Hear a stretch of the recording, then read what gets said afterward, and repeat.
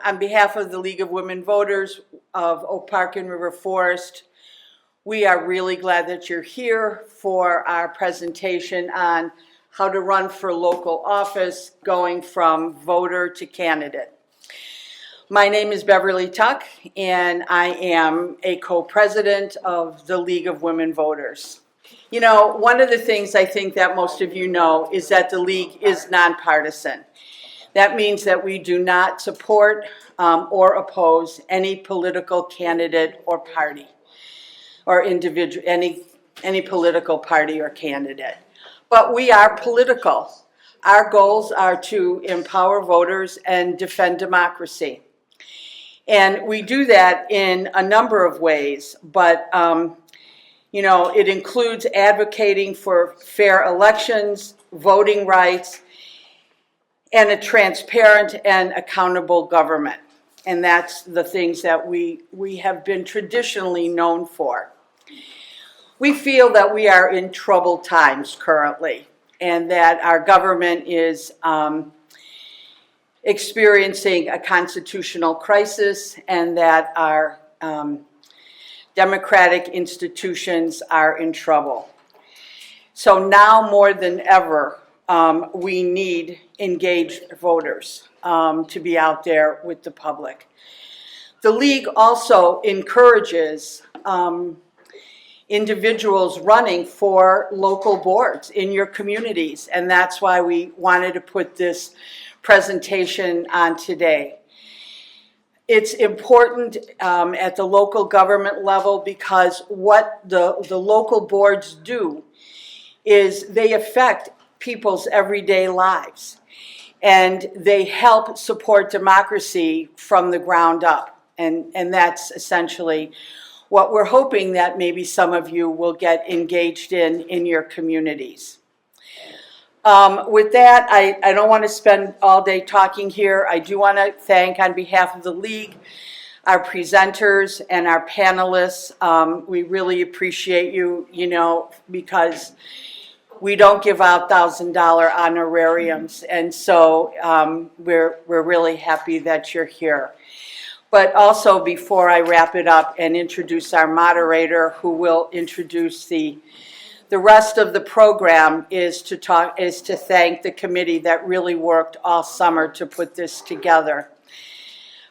Judy Crown, who's the other co-president, really did a lot of the promotions and helped, you know, guide us in terms of how we should, you know, advertise the program. And we had two actually former village clerks from Oak Park that contributed immensely. Terry Powell's been diligently, you know, registering everybody, and Sandra Sokol's in the audience here somewhere. There she is. So we really appreciated their expertise. But none of this really could have happened without the idea and the efforts and the work of Ann Corder, who is going to be, yeah, that's right, Ann, absolutely, who really, Ann has been involved in the community for, you know, many decades. She was a past League of Women Voters president. She is a current board member of the Oak Park River Forest League. She is the League of Women Voters Illinois issue specialist in education, and she was a former board president and member of D97. And that doesn't even begin to touch what Ann has been involved with. So without any further ado, Ann, are you ready to take over the program and moderate and keep us on track? We are so lucky to have the speakers that we have today. Pam Meyerson, who is a former elected official in her own right as a judge, an elected judge, put us in touch with retired Justice Matt DeLorde, who is a preeminent expert in election law. We are so fortunate to have him here. If he says something, remember it. He will say a lot, so get ready. And our first speaker will be Sheila O'Grady from the Citizen Advocacy Center in Elmhurst, which was founded by a former co-president of our own League of Women Voters, Teresa Amato. who just hired Sheila here. So, and she is accompanied by an intern as well, Anisha, who we are also happy to have here today. So let me just tell you a little bit about Sheila. She is working for this wonderful organization that serves to build democracy, increases citizen education and engagement, and provides community lawyer services. I'll let you ask her what that is later. It's important. Previously, she was Director of Criminal Record Relief for the Westside Justice Center, and she also served the Cook County State's Attorney's Office for more than 15 years. And Matt also, let me just tell you, served on the Illinois Appellate Court for more than 10 years and the Circuit Court for 5 years. And he has trained hundreds of judges on campaign ethics and also election law issues. He currently works as an arbitrator, mediator, and administrative law judge. And he's the editor-in-chief of the teaching treatise on Illinois election law. So with that, I would like to turn it over to Sheila. Thank you.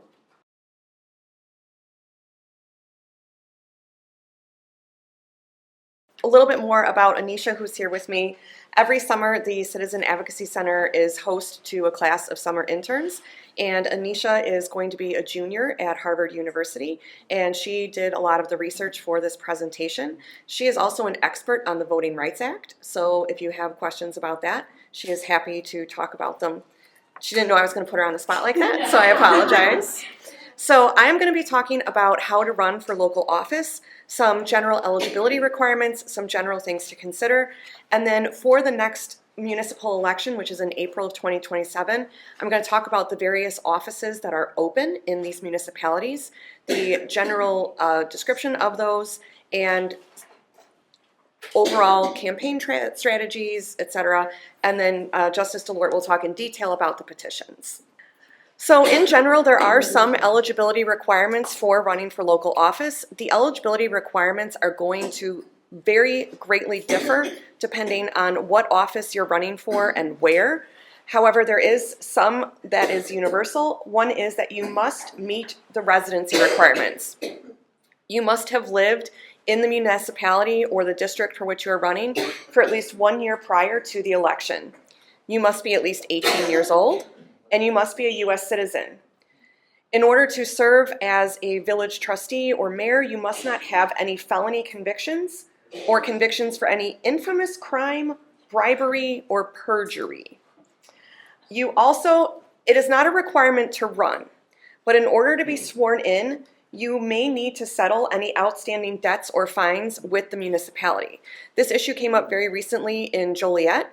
There was a candidate who was running for council and had outstanding debts with the city, and the Democratic committee in Joliet kept him off the ballot. He sued and he won because he was able to say, I am going to resolve these before I am sworn in if I win, and I believe he did win. I'll have to check on that. He's also a friend of mine, so I should know that, but it doesn't prevent you from being on the ballot, but it may prevent you from being sworn in if you win. So it's best to just check with your municipality if you have any debts or fines and settle those before running. In order to file, you will need a lot of paperwork. All of the paperwork that you will need is available on the Cook County Clerk website. You will need a statement of candidacy. They have it on the website as a Google form that you can just fill out right on the website and submit. You will need a statement of economic interests. You will need to fill out a candidate contact form, and you will need petition sheets, which Justice DeLort will talk about in much greater detail. If you are spending or receiving more than $5,000 for your campaign, you must form a campaign finance committee and file public disclosures and expenditures. Some things to know before you are running. Before you decide to run for an office, you should look at the role that you are running for. Keep in mind that most of these village roles are governance and not day-to-day management. So what does that mean? That means you help set the direction by establishing policy, goals, and budgets, and you help hire the top executive. So for example, the village board selects the village manager. The library board suggests the head, or whoever is going to run the day-to-day business of the library. When you are on these boards, you are not expected to run those day-to-day business. You do not manage the staff or the daily operations. Your role is to serve the public. So your decisions must prioritize the community's best interests, requiring ethics, transparency, and resilience. What type of commitment are we looking at? It is more than just attending monthly meetings. You can expect on average 10 to 30 hours per month on meetings, but also preparation for those meetings, correspondence, and special events. You should also keep in mind that running for office does open you to public scrutiny. Decisions and comments that you make will be public and subject to FOIA, which is the Freedom of Information Act. So any statements that you make in furtherance of your duties may be subject to public disclosure. I don't have the time or space to get into the intricacies of FOIA, but if that's something you're interested in, you can always check out our website. We have a deep library on FOIA. Another thing to think about is your family and your support. You should discuss the commitments and the exposure with your family and your household and your support system. The other thing that you should settle before you run is to know your why. And this is important because it helps you stay focused throughout your campaign. What is it that is driving you? Is it that you have a specific problem you're looking to solve? Is it that you just want to generally serve your community? Or do you have a vision that you're championing? There's no wrong answer, but it is helpful to have a North Star to guide you because the process can be draining. So some things to do before you run, once you've identified what office you want to run for, is you should attend a meeting of the board that you're running for so that you can see for yourself in person, in action, what the board actually does. Is it fractious? Are they constantly at each other's throats? Is that something you want to help solve, or is that something you want to go, ooh, no thank you?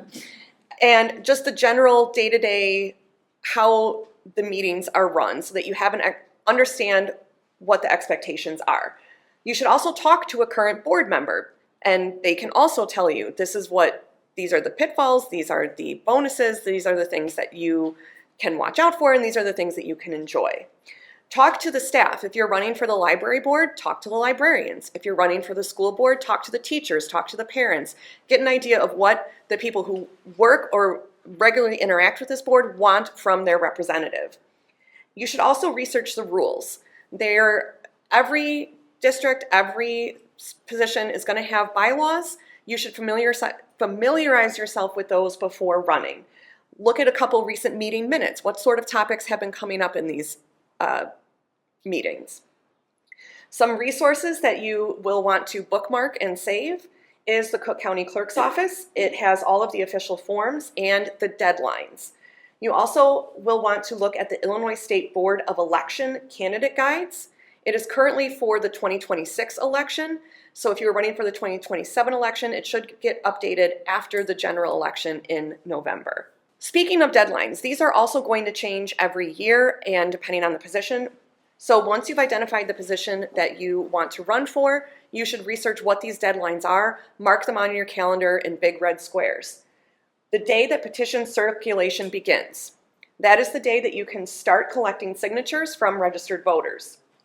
You also want to know the day filing period opens. That is the first day you can officially submit your petitions and required documents. You also really, really need to know the day it closes. That is the absolute deadline for submission. Anything received after that will not be accepted. You also want to look and check the submission location, the official office where you must file your paperwork. It can be the closest courthouse, it can be the village hall. There's a couple different places where it can be, so you want to make sure you know where you're going to drop the stuff off. Some other important dates to know is there is a deadline for objections, which again, Justice DeLort will talk about in more detail about what those are. You will also want to know the day that you can withdraw, or you must withdraw by the last day for filing objections. The ballot placement lottery, if multiple candidates file simultaneously, we get too many people for one slot, a lottery is conducted within 9 days. And then the general withdrawal of candidacy, the day that you will need to do that if you decide. Once you put your name in, it's not necessarily that you are committed all the way through. If it gets to be too much or something comes up, you can withdraw, but there is a deadline for that as well. Some general campaign tips. You will want to connect with voters. you will want to engage with your neighbors, have meet the candidate events, have a friend host an evening at their home. My sister last night hosted an event for someone who's running in her district for judge. They did mahjong for the matriarchy. I didn't plan it, but events like that. And be prepared to listen and share your vision for the community. And you want to participate in the process. Respond to questionnaires from local media. You guys have a very robust local journalism scene here, which not every suburb does, but you do.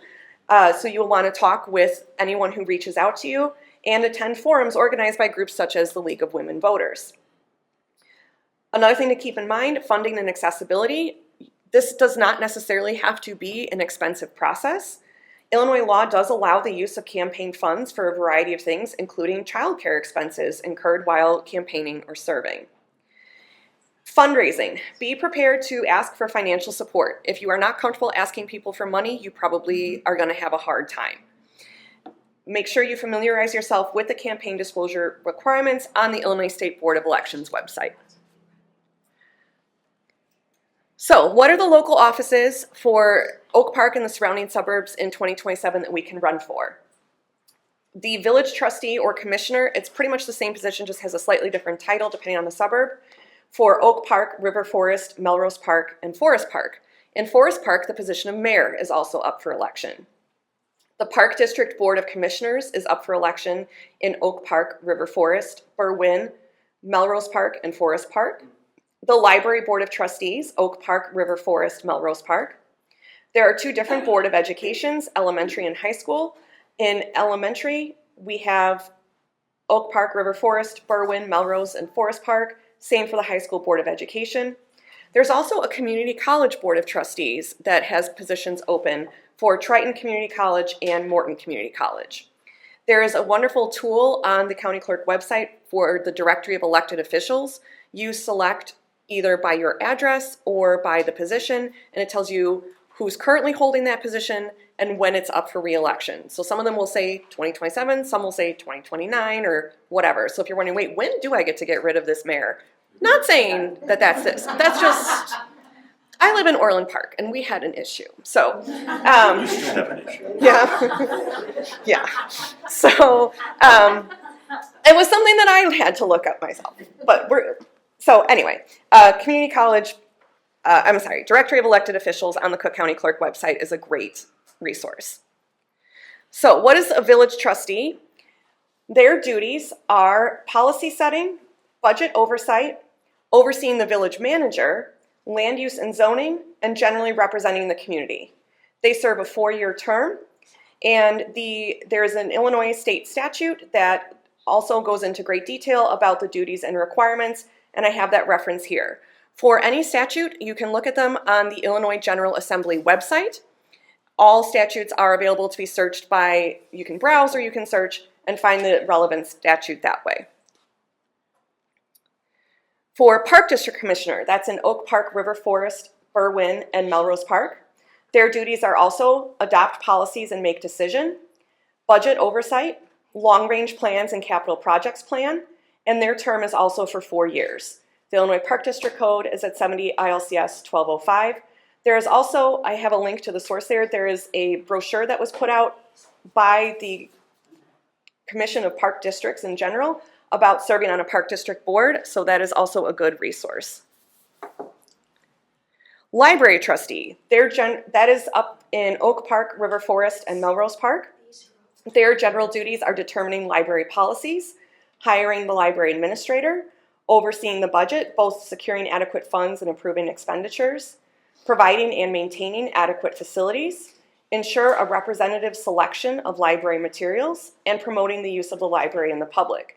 The Illinois Local Library Act is 75 ILCS 5.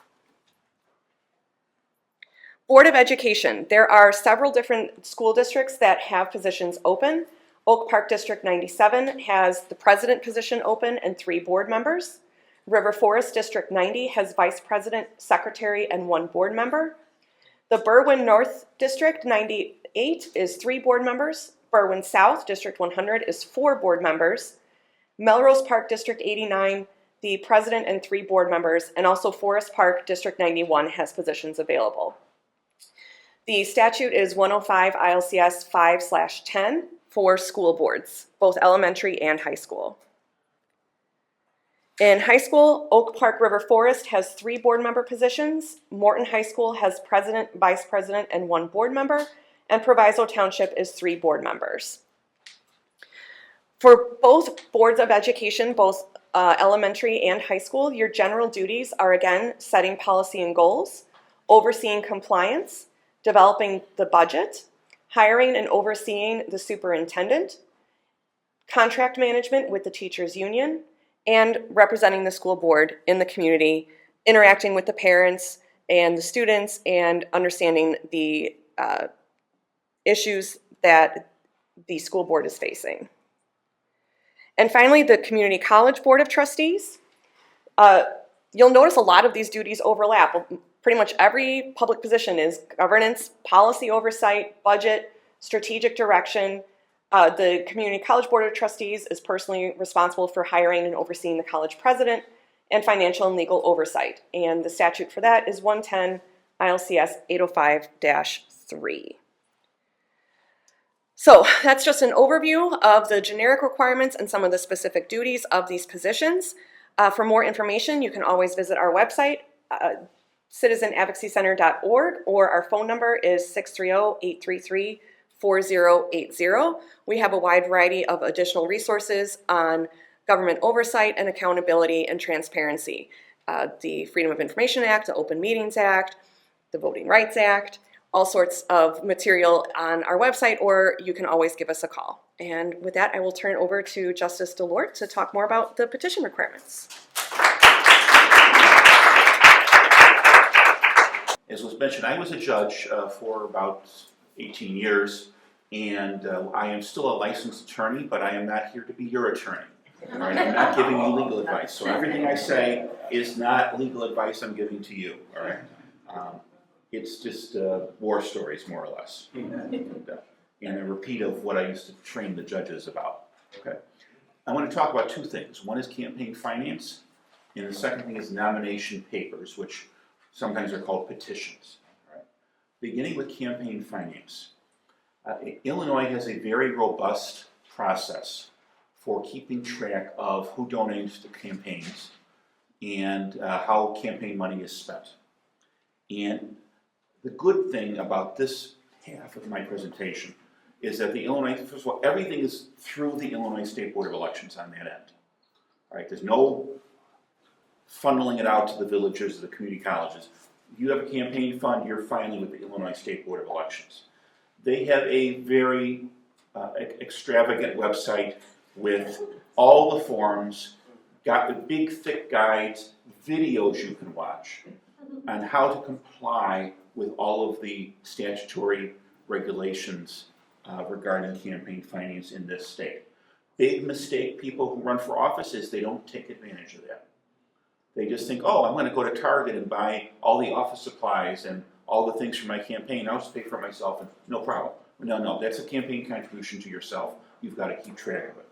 We'll talk about that as we go along. As Sheila said, you want to establish a committee. It doesn't have to be a committee like a formal committee, with all these different positions and a formal list. It's simply, as lawyers say, an unincorporated association. Okay? It just functions to be your campaign fund, essentially. You do have to have a president and a treasurer. Those are the 2 required positions. It can be the same person. It can be yourself, it can be your spouse. It can be a trusted friend. What you don't want to do is put someone in those positions who is like a temporary helper or a college student who's going to move away in a year. A lot of horror stories about notices got sent to people about violations and the candidate never knew about it because that person moved back to Massachusetts. Right? So get people who are very close to you to be in those positions and update their addresses on the records if they in fact are no longer accurate records. First thing you want to do is, and by the way, there's a $5,000 threshold, as Sheila mentioned. So if you're running a very simple, very grassroots campaign, all you're going to do is go to FedEx and print up a bunch of flyers or something. You don't have to do all this filing, but it's good to know the rules anyway. Okay. Open a bank account. what you want, this is becoming harder and harder and harder due to the way banks operate in the year 2026. Okay. I have not done this for some time myself. I used to tell candidates, just open a bank account and use your own social security number and make sure it is a non-interest bearing account, because you don't want to get interest earned on this thing, because then you're going to be taxable. And it's not money that's going to sit around for long enough that you have to worry about it. You want to worry about it. 79 cents worth of tax. Okay. You've probably heard the story about Pope Leo when he moved from his bishop's residence to the papal palace. He called his bank back in America, gave all the password answers, and they said, no, you have to come in person. We will not change your address. Okay. This is how banks are operating now. So I don't know if this will still work, but I just tell people, just open a bank account, tell them it's your name, use your own social, hopefully it'll work. Now, if you are going to get a bigger campaign, when I ran for judge for the appellate court, I went online and got an FEIN for the committee. So my campaign committee had the best name in all of American political history. It was Support the Lord for the Court. But, so I got an FEIN number for that committee, and it was valid for like a year, and then we closed out the account when I finished the election. Make sure that everything that goes in and out financially is accounted for. And by that I mean name, address, date, purpose, donors, expenditures. And do not deal in cash in any way, okay, period. If you're going to go to Domino's Pizza to buy pizzas for your fundraiser, give them a check, okay? Or reimburse yourself if you have to pay cash or something like that, or your own credit card. You're going to have to file reports if you are in this realm of over $5,000. There are periodic reports. It's all explained on the ISBE website. The biggest mistake people make is there's a window of time, 30 days before the election. If you get contributions over a certain amount, I think it's 500, you must report it in 2 days. Am I right? 1,000 now, okay. 2 days. I cannot tell you how many candidates and committees blow that deadline. Because what happens is somebody gets the money on behalf of the committee, and it sits for a few days, or 4 days, or 7 days, and then finally the treasurer gets it. But then when the treasurer files the report, the treasurer says, oh, this check is dated July 27th. I'm going to mark it down in the official records as July 27th. No, because now you're automatically past the 2-day deadline, and there are big mandatory fines for this. One of the things I used to do when I trained the judges, I used to give them an agenda of the State Board of Elections monthly meeting, and all it was single-space lists of every politician you've ever heard of. Chicago mayors, appellate court judges, statewide candidates who were getting fined because they didn't have someone in charge of the money who read the books and followed the rules. Okay? So make sure you are aware of that. Also make sure that when you file reports that the reports balance out. You're not going to be running, a presidential campaign. It should not be that hard. But there are plenty in the state board will audit your records and say this doesn't balance. You got to file an amended report.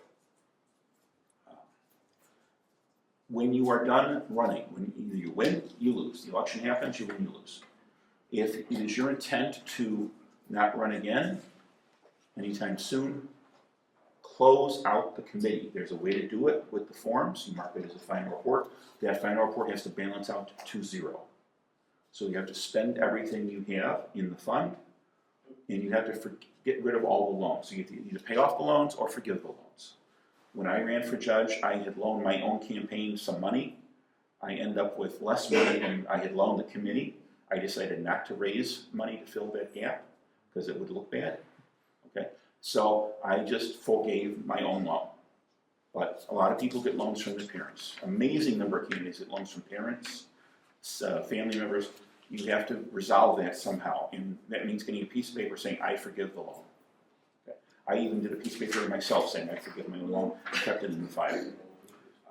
Then you can close out the committee with a 0 balance. And the people at the state board, those bureaucrats that you want to keep happy, these bureaucrats, they will be happy. It's important to emphasize you have to keep meticulous track of receipts, expenditures, dates, amounts, sources, address, purpose. You cannot report an expenditure of $150 to Office Depot and say, purpose, campaign expense. There is no such thing as campaign expense. Everything is a campaign expense. You need to say it's for office supplies, or toner for the printer, or for postage, or something like that. Similarly for a restaurant. If it's a restaurant, you have to say it is for dinner for campaign volunteers, or pizza for petition party. Something more descriptive than that. One of the global things I'll tell you, especially in local campaigns, you're running, there are people running against you. There are people running against you, they're gonna sit down because they have nothing else to do with their life but sit in their basement and read every darn line of those regulations. And believe me, I had to deal with it on behalf of clients, okay? One of the very obscure things, I had a candidate who hit up knew a local bank, said, I want you to buy an ad for my campaign ad book, got a nice check because they knew the bank manager. Well, it turned out to be a federally chartered bank. Federally chartered banks are not allowed to give campaign contributions, even in local races. And I had to defend the candidate at the FEC in Washington, because that's who had jurisdiction over it. So, read the rules, okay? And the bank obviously didn't know it. Also, for larger contributors, keep track of their employer. If you're the treasurer, you get a bunch of checks, and so you need to say, Pam, you're running here. Who is this person who donated the $1,000 to you? There's nothing on the check I don't know. Who is, Mary Barrett at 2108 West Wilson, Chicago? Okay. What is her occupation? It could be retired. It could be homemaker. It could be attorney. But you need to keep track of that. There was a candidate who got dinged with a nasty press release because they got a donation from Dick Durbin. And the treasurer simply put Dick Durbin. Occupation, employer, unknown.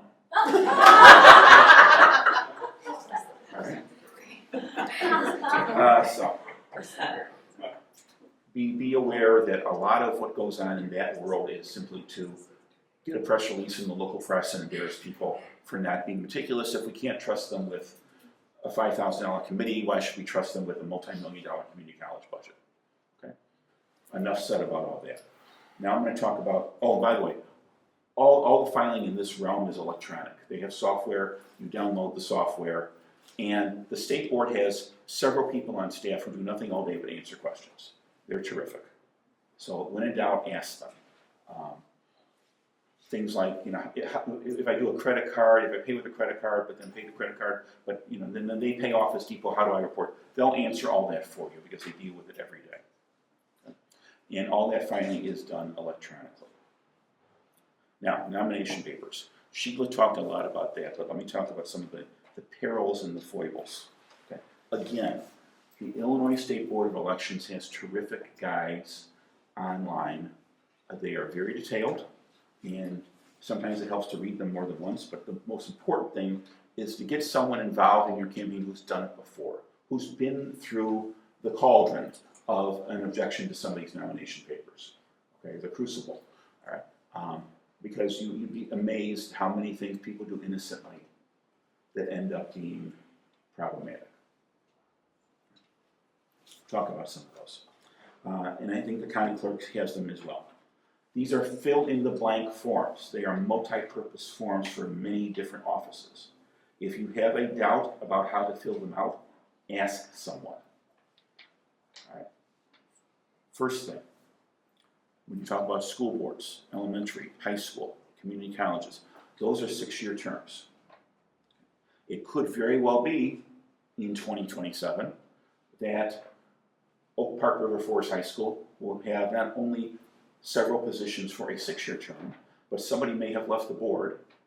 Okay, somebody's waiting for it. But somebody may have left the board and maybe positions for a 4-year term and also a 2-year term. I have seen many school board elections where all 3 are on the ballot in a given year because of so many people leaving and creating vacancies. Your petitions, your statement of candidacy, everything needs to specify which of those 3 choices you're running for. All right, it doesn't automatically default to the full term.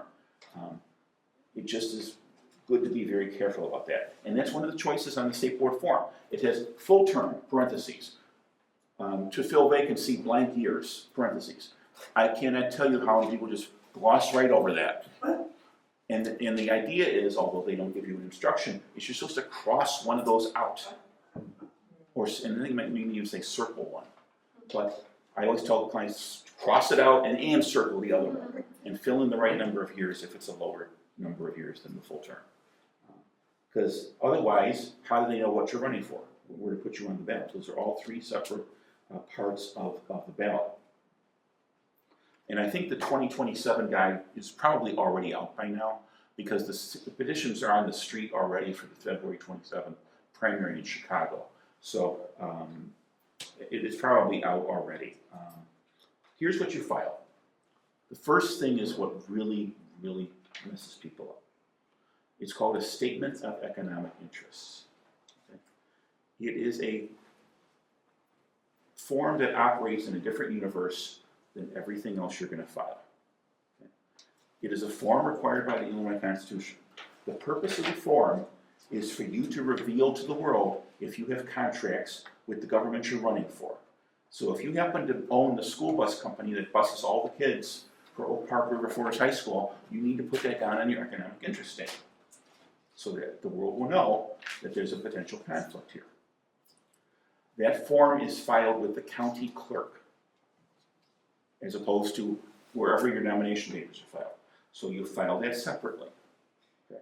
Now I'm talking about for local office. If you're running for a state office like judge or state rep, you file with the Secretary of State, similar form. But that's another thing people mess up. If you are a government worker now, you may have filed one of these already. It doesn't matter. You've got to file a fresh one for the office you're running for. Another thing people mess up. What? I think it's just like this bottle of water. It's fungible, you know. One's good for everything. No, it's not, because the answers to the questions are different. They will give you a receipt for that. That receipt then moves, you know, like through the clouds and gets part of your nomination papers. That's filed locally. Okay? The nomination papers consist of a statement of candidacy. This is another fill-in-the-blank form. If you're unsure how to fill out the little boxes, ask about it. This is the form that guarantees that no one's name gets on the ballot unless they truly want to run. You cannot draft someone involuntarily to run for office in Illinois. So you need to have, say, I swear it's me, that's who I am, I'm qualified, I've lived here long enough, and I swear before a notary, I want to run and I'm presenting my name for this office.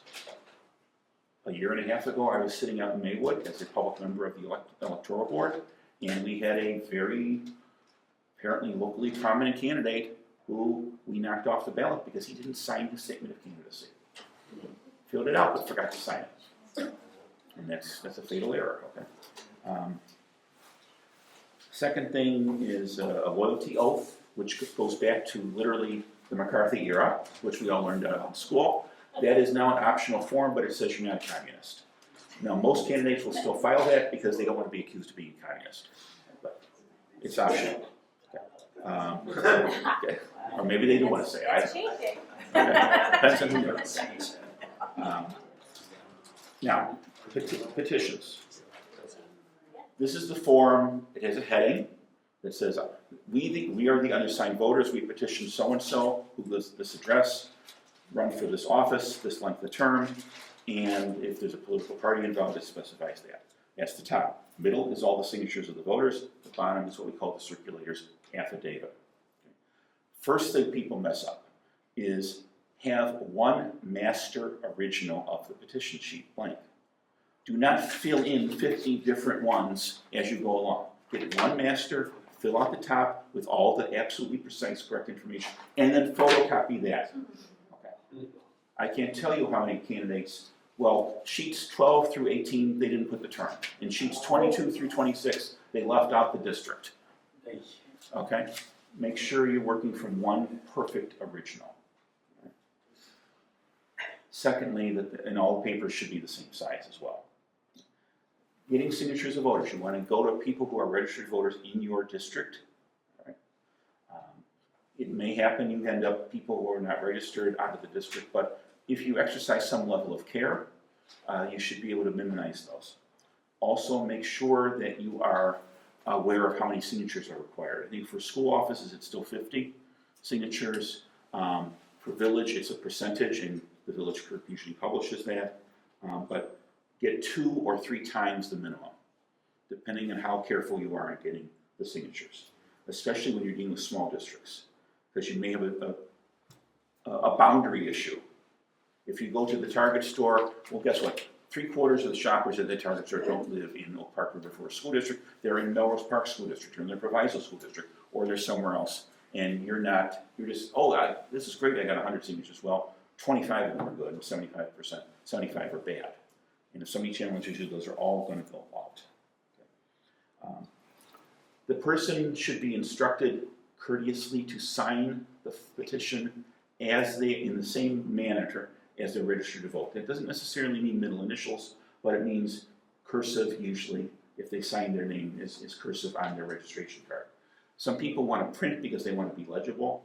I was taught how to write by nuns, so I have a very legible signature. I have many other flaws, but I do have a legible signature. Okay. Some people, and believe me, I've seen lawyer signatures, it's just this indecipherable squiggle, and you have no idea who that is. And if you get one of those, it's sometimes helpful to ask the person, print your name next to it so we can find you in case the signature is challenged. The address has to be set forth. There's a column for city, village. Make sure those are filled out. People just they're lazy, they just leave it all blank. Well, guess what? Your district overlaps 5 different villages. So you don't know, they haven't given a complete address. The bottom of the petition is the circulator's affidavit. It's a block of text. It says, I'm the person who got all these signatures. That person is swearing under penalty of perjury that they saw every single person sign that sheet. You cannot leave the sheet at your dry cleaners and then come back 5 days later and say, oh, thanks for getting, all right, and I'm now signing that I saw all these, clean clothes people who signed it. No, sorry, you're committing perjury. Basically, anybody can circulate petitions as long as they're over 18 and a U.S. citizen. So it used to be they had to live in the district, so we had a lot of imposters. Oh, my aunt wanted to get me all these signatures, but she lives in Calumet City and not in the district. No, she can do it now. Okay. I've seen petitions where people came in from Indiana or Wisconsin to circulate petitions. We just crossed out Illinois and wrote Indiana on. Okay. As long as they're 18 years old and a U.S. citizen. But they have to have truly seen everybody sign that sheet. Now, there is a blank for their signature. I'm the circulator, I'm signing this. I have to sign it in front of a notary public. Okay.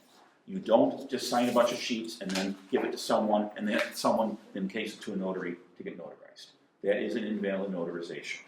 So, one of the things I tell campaigns is early on, figure out who your notary is going to be. You probably know someone who's a notary. It might be a legal secretary, it might be a real estate agent, it might be a banker. Get somebody lined up. Have a petition party at the end with the notary sitting there, with his or her notary log, keeping track of who got notarized and making sure that the people who are signing are in fact those people. The 2 other things is, 1, the signature sheets have to be numbered consecutively, okay. 1, 2, 3, 4, etc., up to the end. When I ran for the appellate court, I needed thousands of signatures, and I think we had 400 and some sheets, and I had 3 different people checking those sheets before we filed them in Springfield. We went through one at a time with 2 people reading them off, check.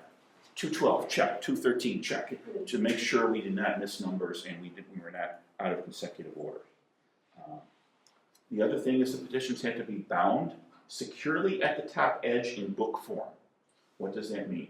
If you have a very, very voluminous petition, which is unlikely for a local office, you usually get one of those prong binder things. You punch 2 holes, use the prong binders, make sure it's secure.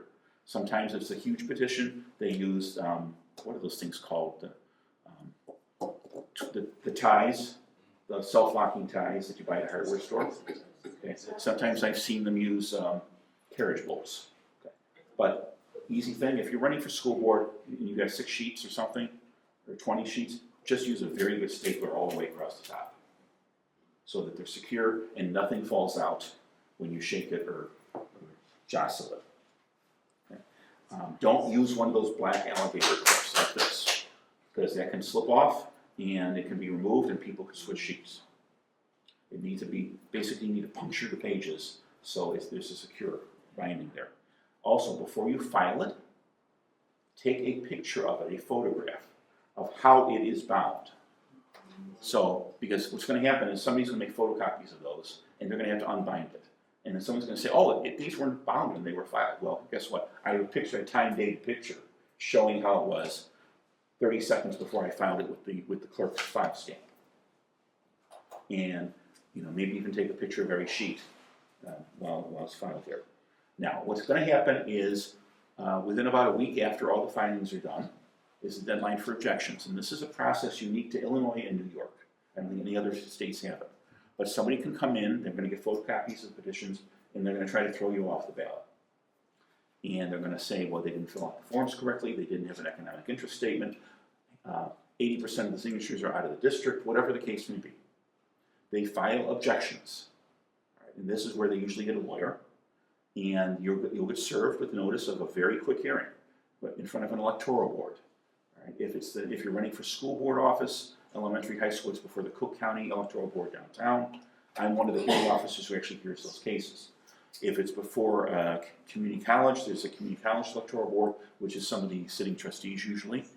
And cities and villages are still using the municipal electoral board, which is other incumbents who aren't running that year. Not an ideal process, believe me. Okay. And sometimes, depending on the disqualifications that kick in, the chief judge appoints public members like me, like Pam, retired judges, or election lawyers.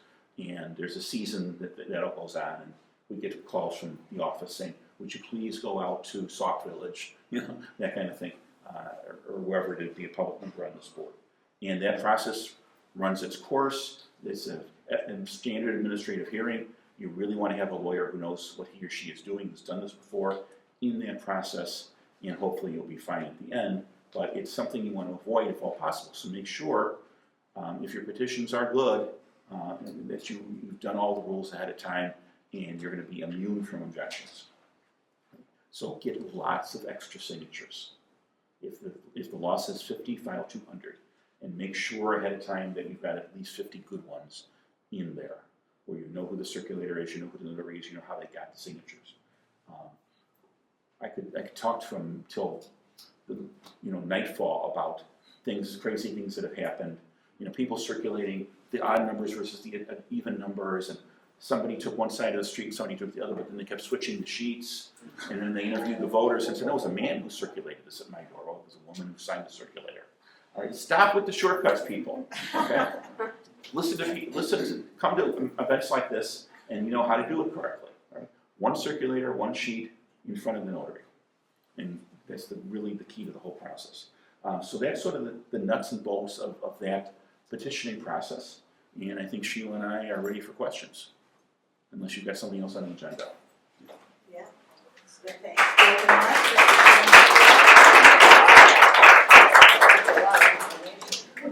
So we can do a couple questions now, and then we're going to have a panel of people who have lived through this experience as an actual elected official, and we'll have time for lots of questions after that.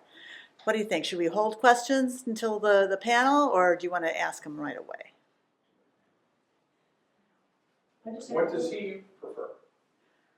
Yeah. Are you willing to stay? I defer to the stay moderator. for- It's not my. What's that? It's not my event. okay. So. Why don't we have the panelists start? Does that seem okay? What's that? Have the panelists. Yeah. Let's have the panelists come on up, and then if anybody thinks that you can't remember your question, we have index cards. Yeah. We'd be delighted if you wrote them down. So while our wonderful panelists are coming up, I just want to reassure everybody that as a former elected official myself, it's worth it. It's worth all of this hassle. As Beverly mentioned, our nation is currently facing a constitutional crisis, right? Every branch of the federal government is a mess. But you, by paying closer attention to what the decisions are being made in your local community and how they're being made, and if you do the work of putting this campaign process together and you engage with your neighbors about their concerns, you have these coffees, And then by serving the public for your full term of office after you're elected to the best of your abilities. And if you lose by deciding to run again, then you pick up the torch for democracy and you do it at the level where you live your everyday lives. And you keep the flame alive for this generation and the next. And I can tell you, you will also gain a lot personally from this process. You will gain deeper knowledge of your community and your neighbors and yourself. You will forge new connections, and you will help make your corner of the world a better place. It is worth it. Oh, yes, I am. So I was on the District 97 school board from 1995 to 2003, and I also served as president for 2 years during that time.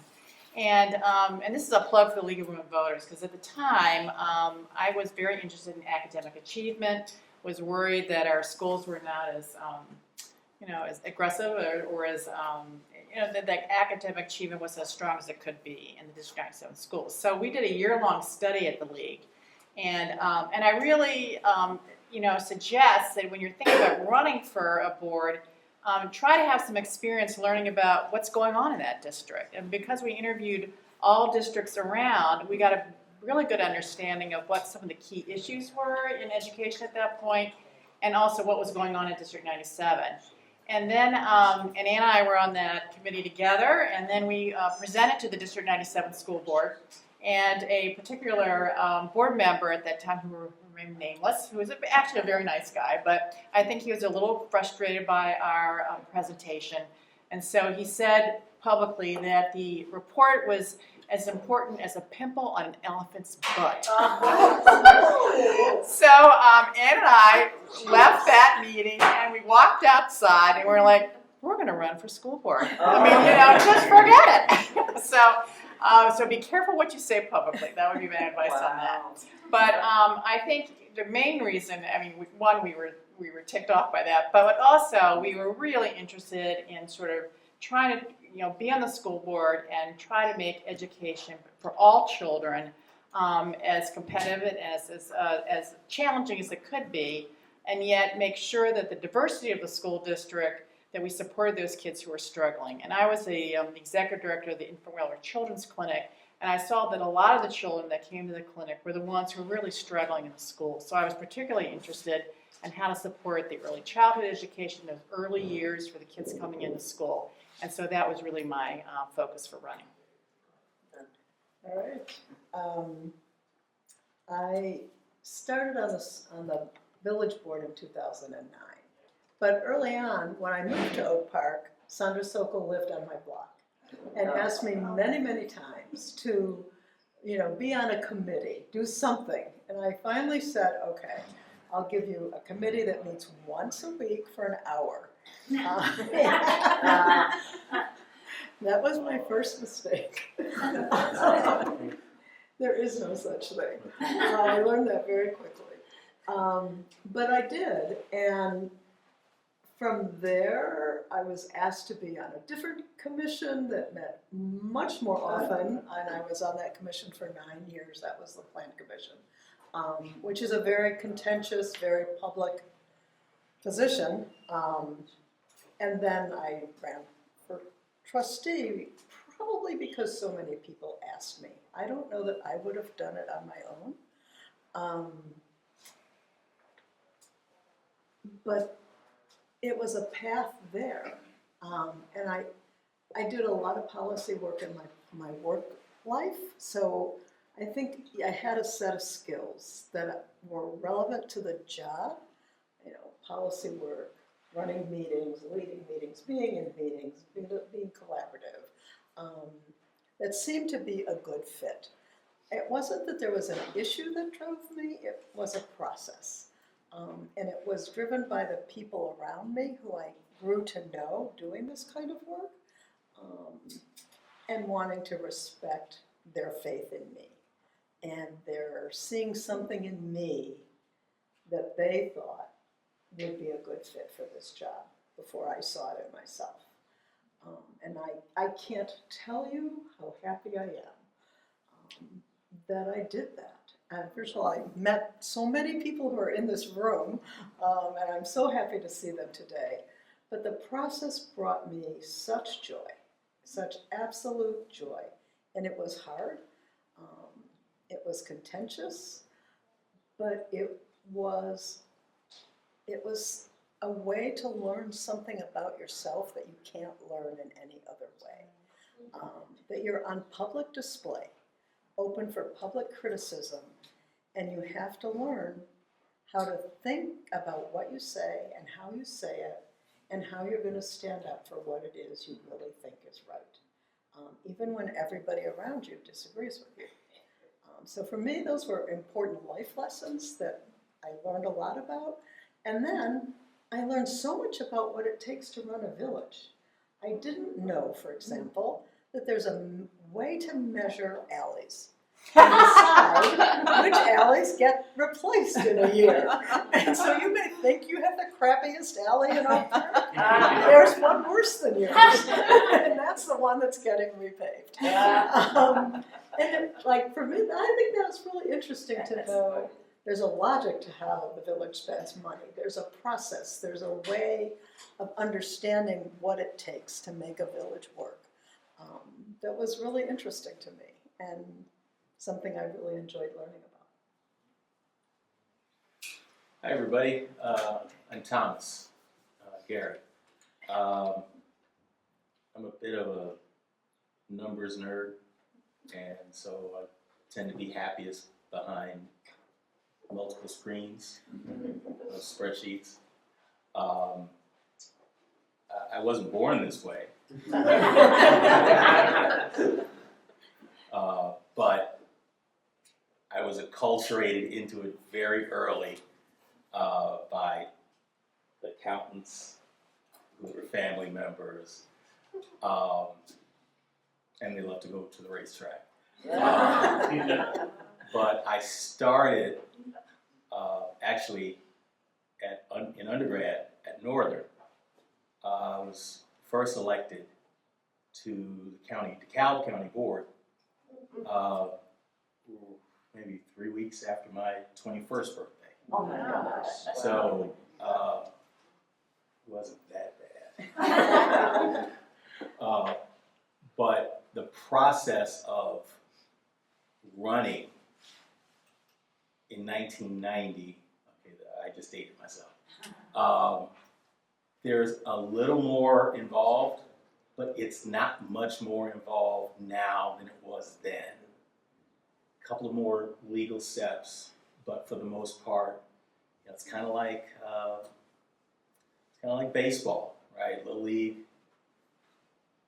The scale is very different than Wrigley and Comiskey, but the basics are the same, right? It's 3 strikes, you're out, 3 outs for the side of an inning.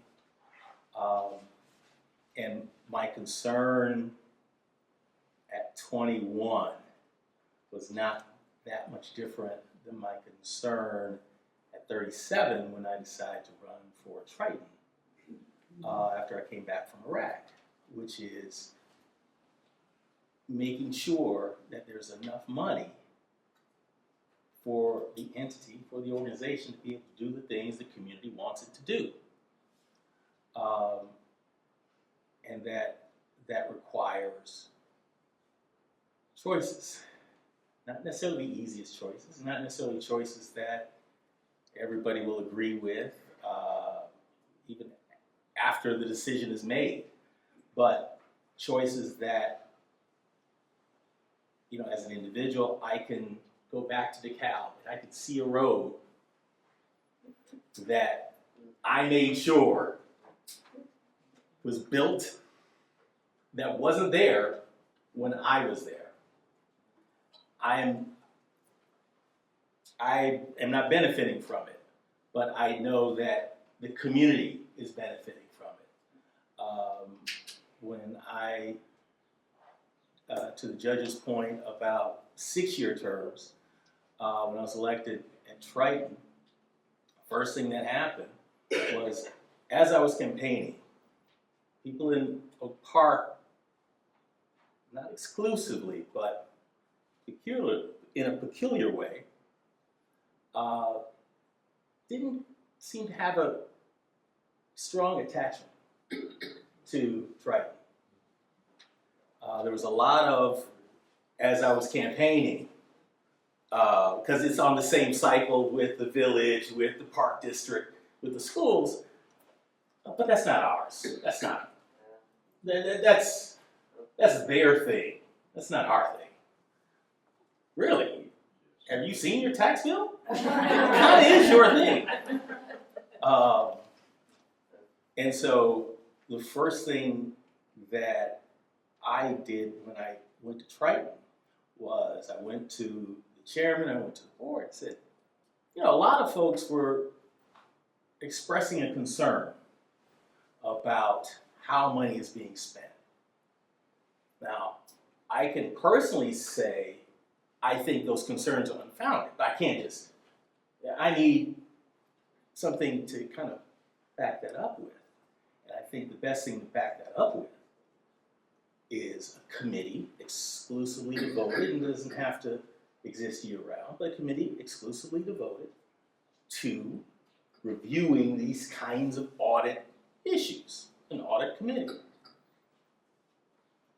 And, he gives off he's, I believe, still the chairman. He gives off this impression that he's really gruff and, don't come to me with Right?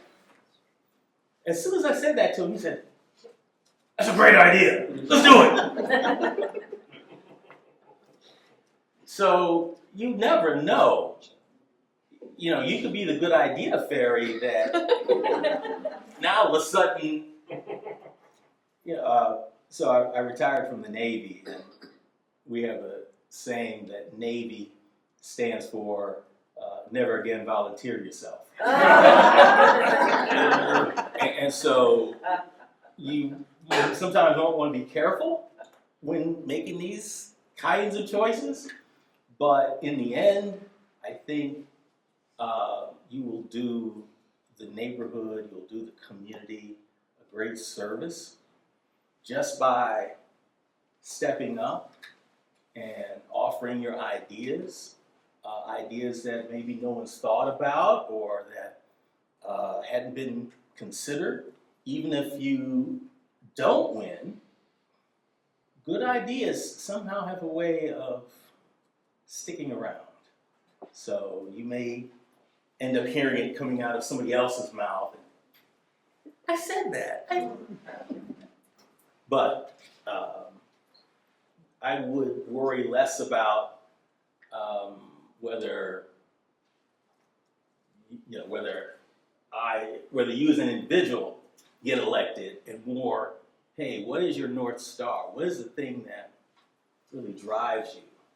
What's that agenda that you want to move forward, as Elizabeth talked about, and how do I move that forward? How do we move that forward? How does the I in we move that forward?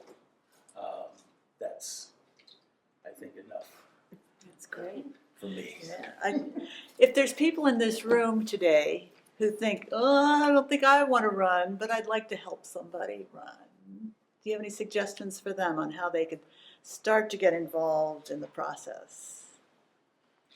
I think it's really important that you have to have a support group. It doesn't have to be really big, but I think, whoever your partner is, they have to be fully on board because it is a big commitment.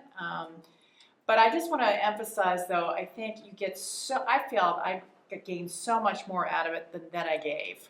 I learned so much about the community, about education. It helped me in my career immensely. Moving forward. So I think you have to, it sounds like you're going to give, but you actually get back more in return, I think. And in terms of the support, I think someone who can sort of handle the finance part, and then someone who's just willing to support you to go out and ask for money, get people to do petitions. And once you get a core group, it's not that hard. I mean, it really isn't. You get people who are excited, you get excited, And I also had a friend who was very honest with me. I mean, did a presentation and we had a panel discussion, and she came up and said, "Now, Elizabeth, you could have done better on that question, and you really should really think about this one." And, and that was really helpful because, if you haven't been in front of groups before, it's a little scary.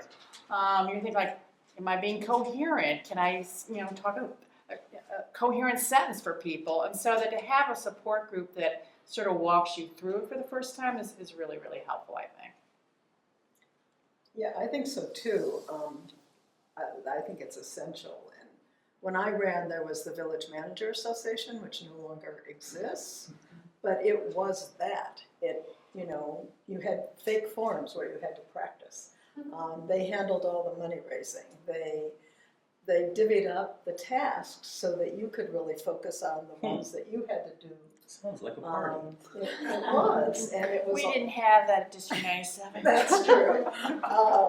It was something, but you could recreate something like that for yourself. So you think about, okay, what am I good at and what am I not good at? And who do I need on my side who can balance out the things that are really not my strong suit? Because there's a range of things that every campaign is going to need. And so somebody who can do that, I think, is really helpful. The other thing I think is that once you're serving, it really helps to have somebody you can sort of toss ideas over with. And sometimes that's fellow board members, but sometimes it's not. Especially if you're not sure where you're going to land on an issue. Maybe your fellow board members are not the best people because they already know, or they're gonna, push you to do one the way versus the other. Sometimes you need somebody who's a little bit more neutral, who you can play ideas off of and try to think through your own thinking and figure out where am I gonna land. There's still votes I regret. There's still votes I'm proud of.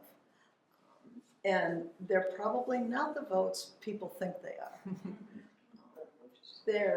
Every vote matters because it matters to somebody. Every issue matters because it matters to somebody. There are no black and white issues. Everything is gray. It's a question of what side of the gray you're going to land on. So everything you do requires thought, care, consideration. And that's a lot of emotional work. So somebody who can, sort of help you along. And I do agree, family had to pick up babysitting all those nights when I was not home. So there has to be some shared responsibilities there that everybody agrees to. I remember once my son, at that time was probably in junior high, came home and said to me, "I didn't know this. You have like some really important position in the village." Well, I remember my son, when I was president of the school board, and we went into the junior high at that point, and he goes, "Yeah, Mom, just don't talk to anybody, don't look either way, just keep walking straight." Because he was like, oh, too embarrassed that his mother was the president. But I think also, I usually let you talk. Finish. No, I think also too, it's just, it helps you negotiate really difficult situations. I mean, we were building 2 middle schools at the time, and running a referendum, and it was those were contentious issues. very contentious. And sometimes what I realized, you just have to listen, be patient, and let people vent. I mean, it's really important just to be a good listener. And sometimes that's all people need is to say, "I'm really upset about this. I really think 6th graders should never be with 7th and 8th graders. You don't know what those 7th and 8th graders are going to do to them." And I'm like, Have you not seen 7th and 8th graders? But I remember thinking, like, they're only a year older than your own children. I'm like, what? But you have to be respectful. And then the other thing is, I think it's really important, is that you have to develop a working relationship with the staff. And a respectful working relationship. And remember, your role, it's not to manage the day-to-day at that particular environment or board. That's their job. But at the same time, if they're not being respectful for some reason, you do have to have sometimes difficult conversations. And I remember, Superintendent Fagan, who is a very smart guy, but had a sort of a perception of being somewhat arrogant. I remember he would be. I see a lot of nodding. I remember at school board meetings, he would be like typing on his computer. People would come to testify, so they'd get up there. It's scary to get up there and talk in front of a whole school board. So they prepared this. They're giving a talk about what their concerns are, and he'd be typing away on his computer. And I kept thinking, like, what is he doing? He's not listening to them. I talked to him later. He heard every single word. He knew exactly what they were saying. He was actually making notes. But I had to have that conversation with him and say, but the perception is that you're not listening to them, and you cannot do that at a public board meeting. So you have to feel comfortable sometimes having those difficult conversations with those leaders who are running the district. Anything to add?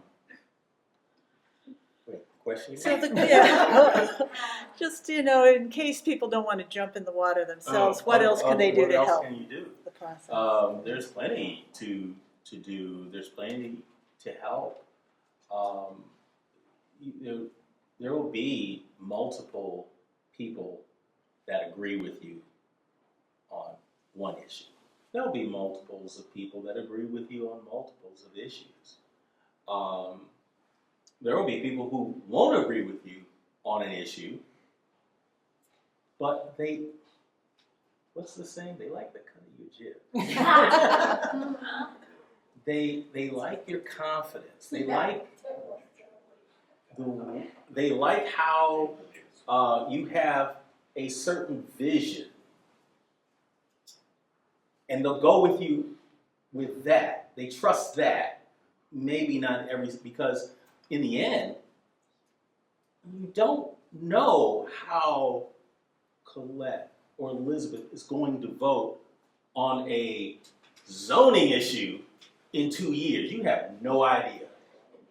So don't even pretend. They don't even know.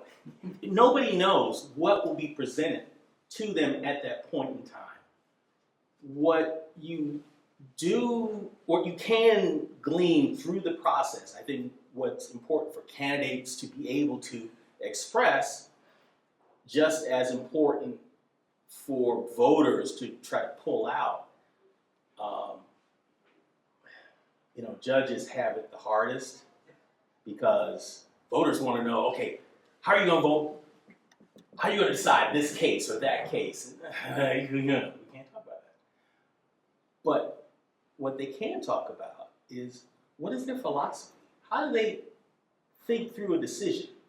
How do they come to make a certain decision? How do they come to change their minds?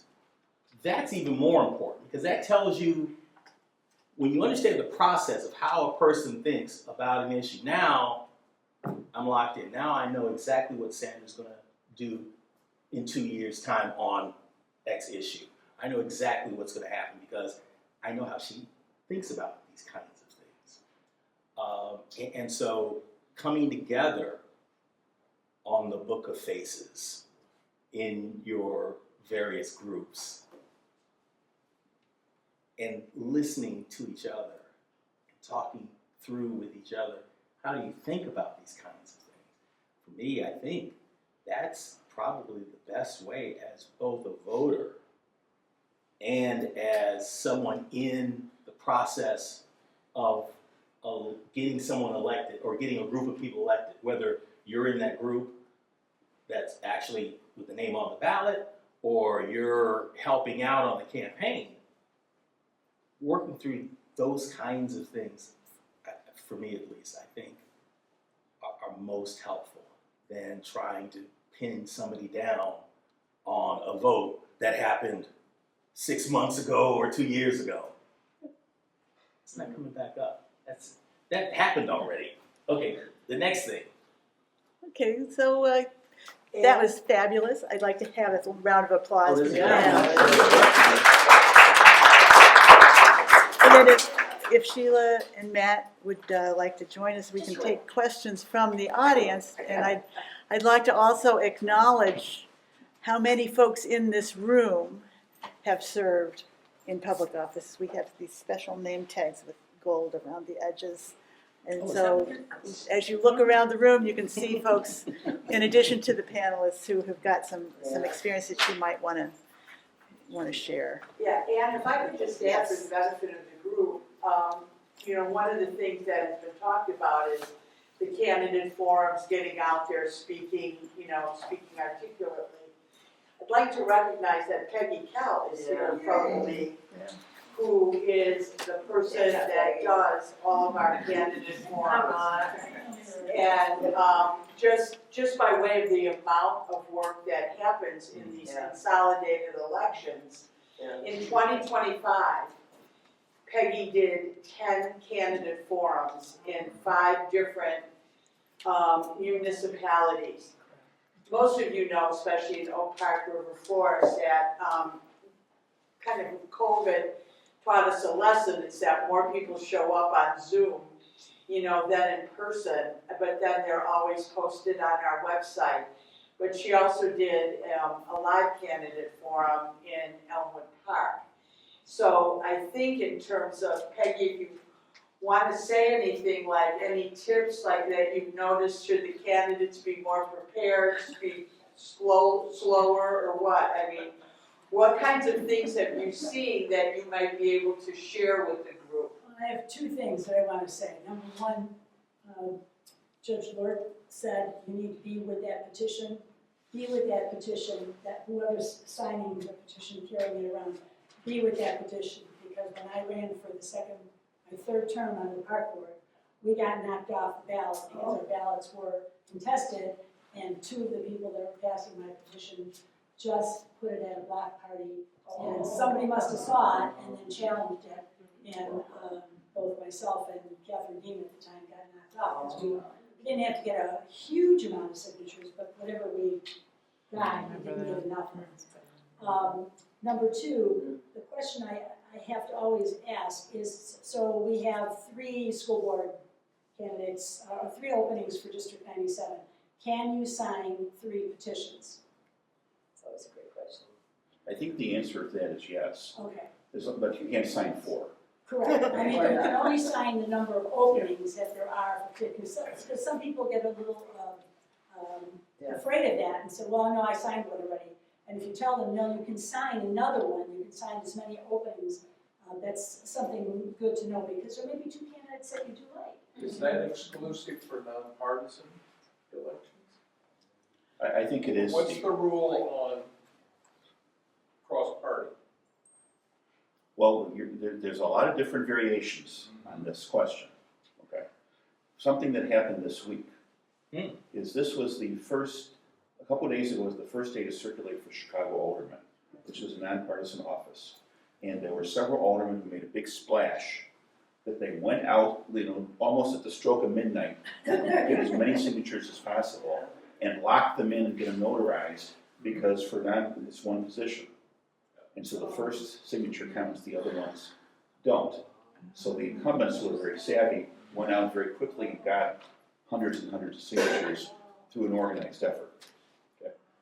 You asked about cross-party, so if I'm running for state senator as a Democrat, okay, my signers are saying they're primary voters of the Democratic Party. They can't have signed for a Republican candidate for that cycle. Okay, they could have been a Republican in the previous cycle, but once you're in a cycle, meaning the even number of your cycle, you have to stick with one party. But our local, I mean, Oak Park, River Forest,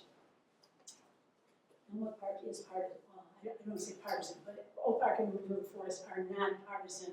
They don't have, we don't run on parties. And so you probably can sign, if there's three openings, you can sign 3 petitions, or 4. But if there's one position, you can only sign 1 petition. You know, it's, again, Or I not. don't want to put on Because I've front heard and it say, both ways. I think with Democrats and Republicans, you can sign for more than 1, but for nonpartisan, it's a little more explicit, because the only time I actually see it come up is with Chicago aldermen. It's a nonpartisan office, and it's a very high stakes kind of thing. So, but I will tell you this, since we had 3 people asking about this, the first one signed is valid. If you, once you hit the maximum, then the others are invalid, and you must prove the order of signing. Not the order of notarization, you have to prove the order is signed. Why is that back up? What is it? You have the first, let's say you're running for Chicago. Okay, The first signature is valid, okay. the second signature is invalid. But in order to invalidate the second, you must prove the That it order of was signing second. with evidence. Well, how is that established? What? How is that proved? By the notary? You bring in witnesses. Okay. Say, you remember when you signed, you know, you remember when you signed this petition? Yes, it was at the 4th of July block party. And do you remember when you signed this other petition? Yes, it was at the Labor Day block party or something. And Would then the you- date of the notary be persuasive? It could be, it's relevant but not dispositional. Oh. So if you're running for alderman in Chicago, you need to know these things. Yeah, we've got a question here about names. If your name is Robert and you're known as Bob, do you have to use Robert on your petitions? You can, and this is an easy one.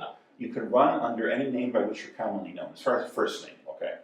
So, you know, my given name is Matthias, I could have run as Matt if I wanted. And there are certainly examples of people who've done it. Pat Mark. Quinn, Laura Daly? his given name is Patrick, he always ran as Pat Quinn. Okay. But last names get a little touchy, so. Last names could be Yeah. difficult, especially for women who've been married Yeah, exactly. and may or may not have changed their names. Well, he changed his name legally. Yeah. And can you pre-fill the name of the city on the petition? Pardon me? Can you pre-fill the name of the city and the county? No, You can here's the pre-fill it. point. Let's say you're running for Oak Park Village trustee. Then yes. There's a column on the petition for this village of every signer.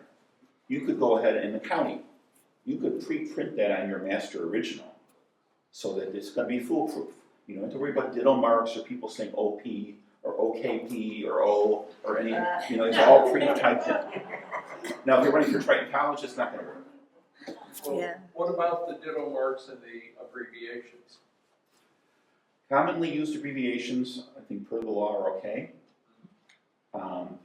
What I'll call the professional electoral boards, Chicago, Cook, State. They have traditionally said ditto marks are okay. But once you start spreading out to some of the villages, they can make up, it's not in the law, so. Ooh. Be careful about ditto marks. So what campaigns often do is before that bottom part gets filled out, when the sheet is still, good, they'll proof it and fill in, because you can't forge a voter's name, but you can fill in the village and the county. The circulator could do that? Before the circulator signs the oath at the bottom, because once the oath at the bottom is completed, then it's a notarized document that can never be altered. So Orland Park and Oak Park Yeah, are both OP is OPs, the so be careful. Probably don't just say Orland either, because there's Park, Orland Hills, everything.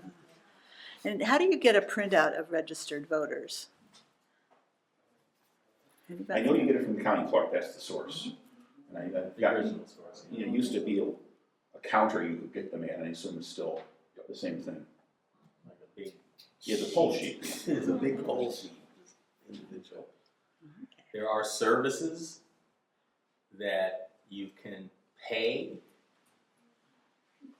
way too much money to access, and all it does is it takes that information that you can get for free from the county, and it has it in a digital format, a digital database that allows you to manipulate it so that you can order a walk sheet and, by evens and odds or whatever. That costs a lot of money. And if you got the money, great. But if you got a lot of money, why are you running for village? Sorry, that was an editorial judgment. I'm sorry. So, order of magnitude, and if you're talking about a board, a village board around here, or a school board around here, historically, how much does it cost to run?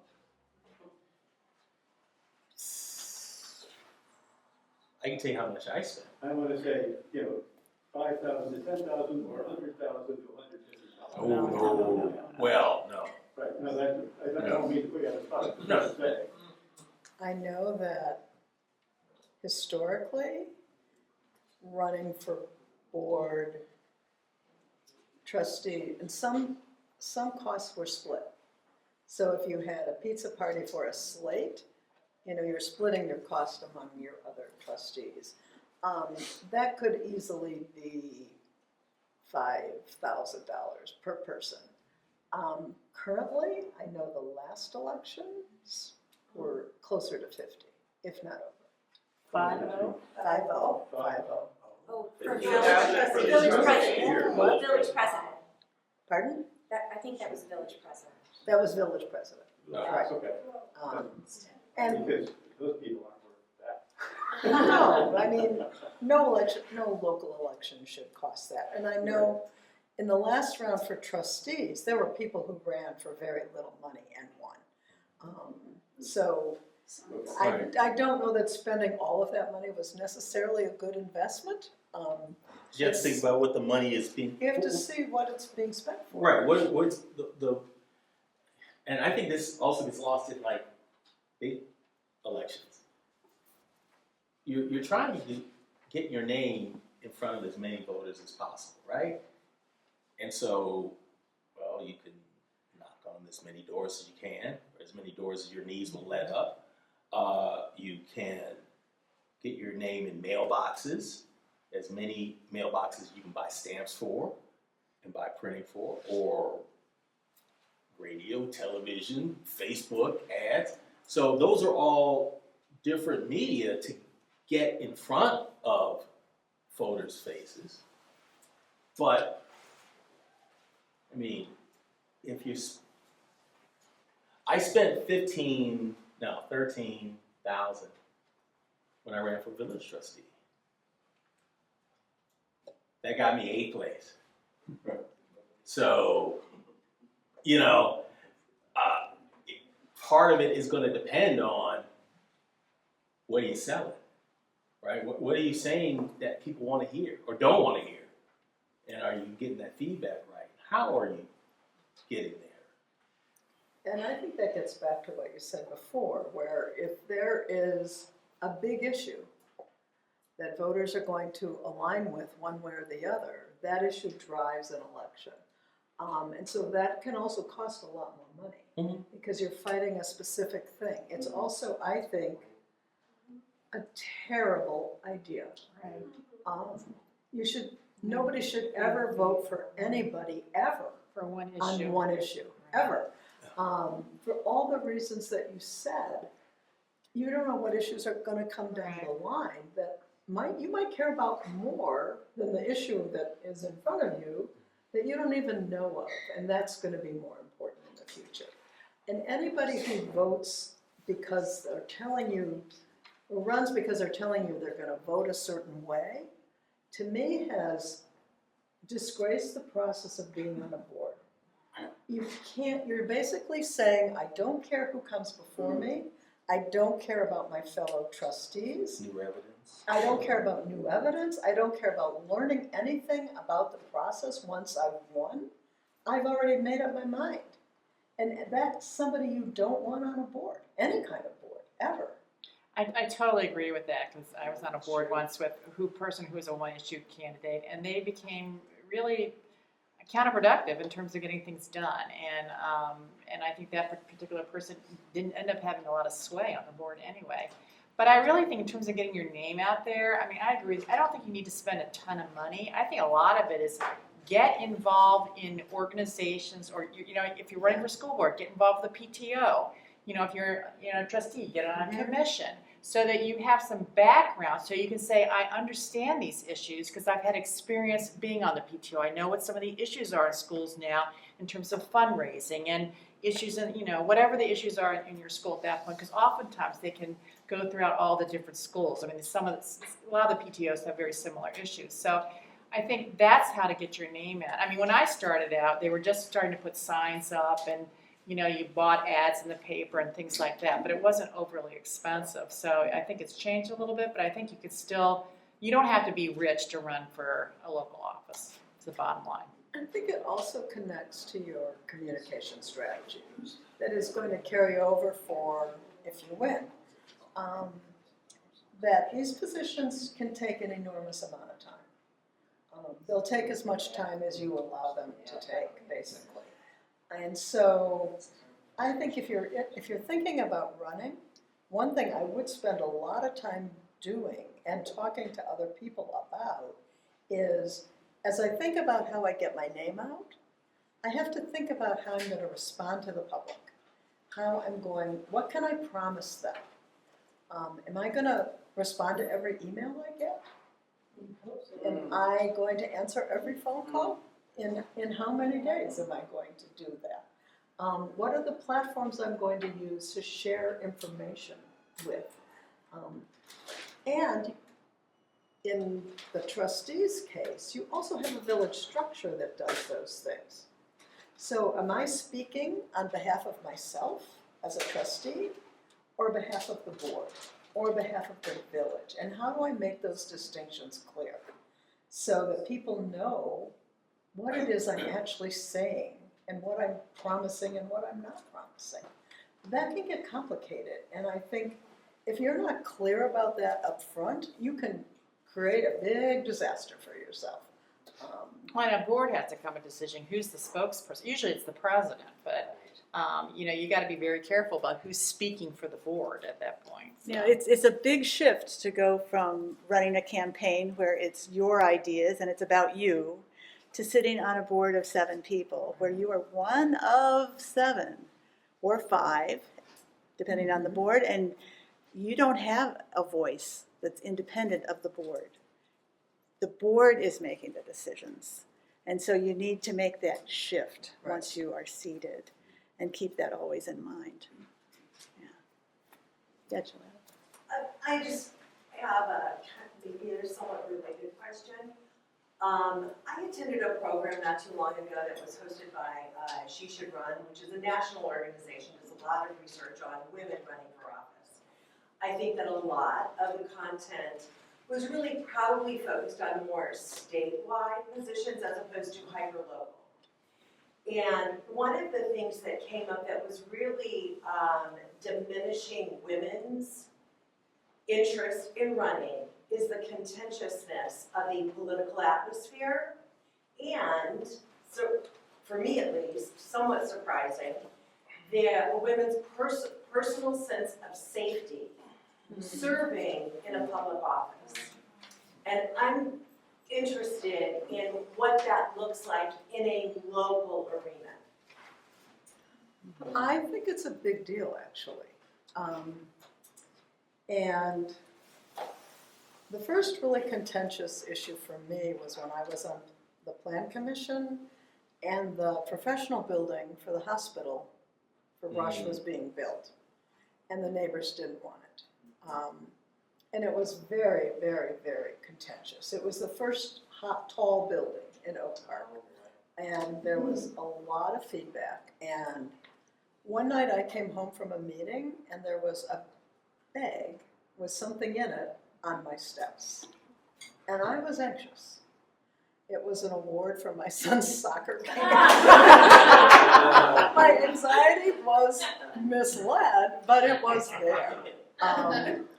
So I think in a village as outspoken as Oak Park, you think that the respect would be there for both sides of any issue, and that isn't always the case. And so you have to demonstrate in yourself that you have that respect at all times in your position.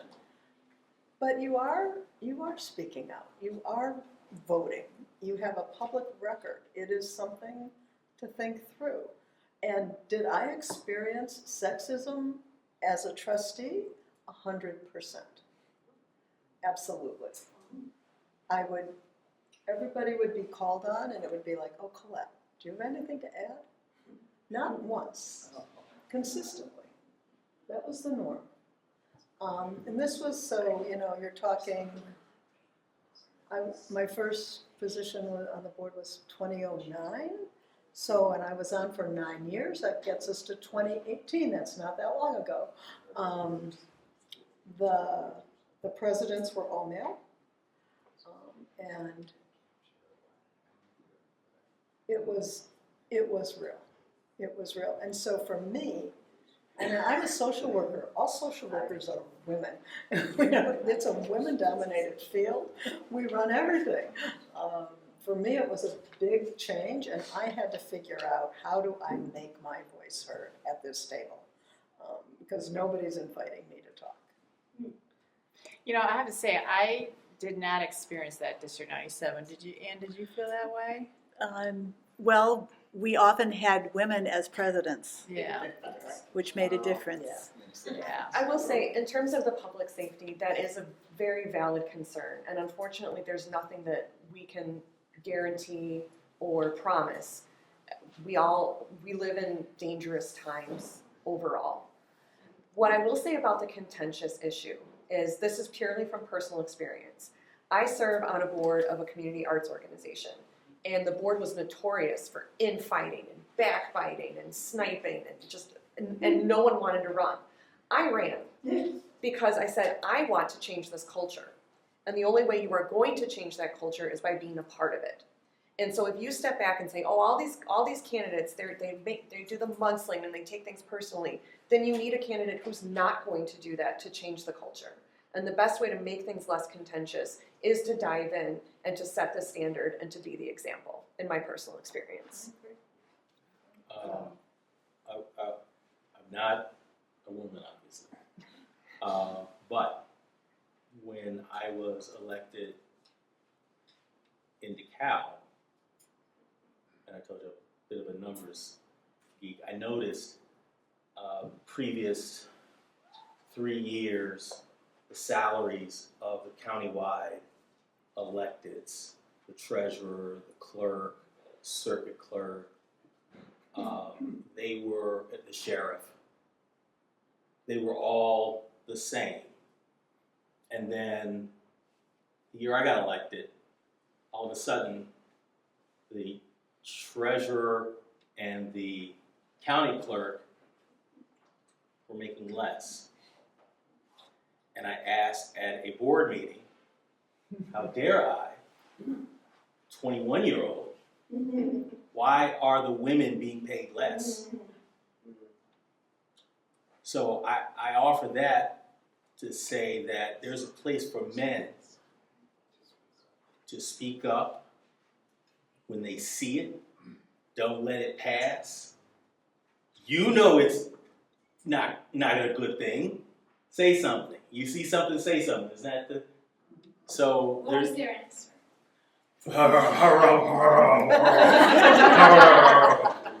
That was, yeah, it was very uncomfortable. Now, looking back, yeah, I probably could have said something before a meeting. I could have said something to the chair or to the finance director, the county administrator on the side. Hey, can we, could have. But I didn't. So here we are. But I think that also kind of helped. It helped me with getting a little credibility with them, with the other elected, not just the other elected county officials, but with other staff. That, oh, he sees me. Okay. All right, cool. So. When you're serving on these boards, how much of the time do you spend talking to other board members outside the committee meetings about priorities? And how much time is spent in the meeting? Well, you have to be very careful about that, because if you have 3 board members meeting, that's considered a formal meeting. So you can't really, you have to be very careful about that.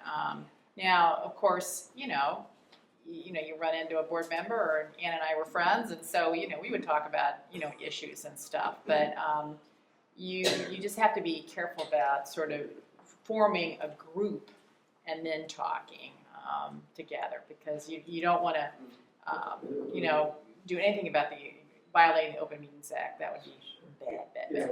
And I've been in Oak Park for 26 years, and I've followed several of these controversies over the years, and it seems to me every time these things blow up, it's because the very top they're misdirected.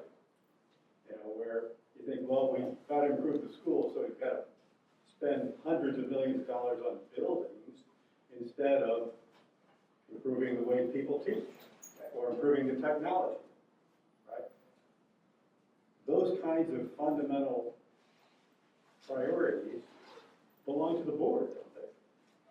Right, I mean, the board sets the policy, but you do learn from the staff about what they think are the critical issues. I mean, let's face it, they're the education experts, and I love Oak Park, but I feel like every person in Oak Park has an opinion about something. And when you come to schools, a lot of parents think they know better than the teachers and the staff at the schools, which can be really tiring for teachers. I mean, it's like, and so I think you've got to hear from all sides there, and not just sort of assume that because, you know, this board member has this particular agenda, that they may not be the way to go. You've got to listen to the staff. I guess I come to it slightly, I come to it from a non-Oak Park perspective, in that, and I've said this many times, if a meeting is taking longer than, say, 90 minutes, Yes, somebody has failed. yes. Not that you can't talk about things, but that's the point of having a committee. Let your committees do the hard work of kind of working through what's going on, what are the details. We worked this all out. We brought this, you know, we brought the cake to the board for the board to consider. Board considers, okay, yeah, it's ready, it's not ready, send it back. As opposed to, well, let's take the ingredients right here and try to figure it out right here, right now. Okay, now 5 hours later, we're still trying to figure out, okay, are we making a rum cake? And so for me, that's disrespectful to the staff that has to stay work overtime. That's disrespectful to the parents or to constituents, that their issue on the agenda is like way, you know, item K, and you're still arguing about item B.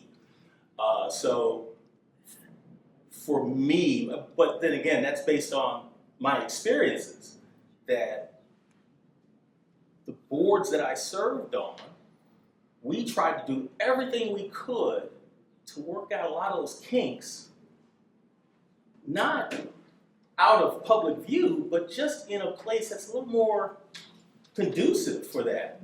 You know, using the committee structure, and not afraid of using the committee structure. So To me, that makes a lot of sense, right? Right now, we're seeing a lot of consultant proposals being treated as fact and argued in public, when a committee could be interrogating those consultants to much better effect. Well, I hope y'all have gotten a real flavor for the project of American representative democracy. Yeah. It's pretty darn interesting. Yeah, Sandra? Sandra's got it. We have 5 minutes, and I will take 2. So just a bit of advice to those of you who might be considering running for public office. You need to first research what you are running for and what the role is of your particular position. I used to be a very quiet person. And when I ran for public office, there were 2 other candidates running against me for municipal clerk. And before I even decided to do it, I did a bunch of research. And we're at forums, and these 2 candidates, one was a lawyer, no offense to lawyers in the room, and one was a computer dude. And, you know, questions are being asked, and you have trustees running and the clerk and the village president. And so these 2 folks, one was, doesn't matter, said, well, why aren't you talking? So I wasn't talking because I was too quiet, that was one thing. But I said, the questions have nothing to do with being a municipal clerk. Therefore, I can't answer a question about policy, that's not my role. So my advice to those of you is check out what you're running for, what your role would and should be when you embark upon it. I wish good luck to everyone, and I want to thank Anne and the committee, Beverly, for the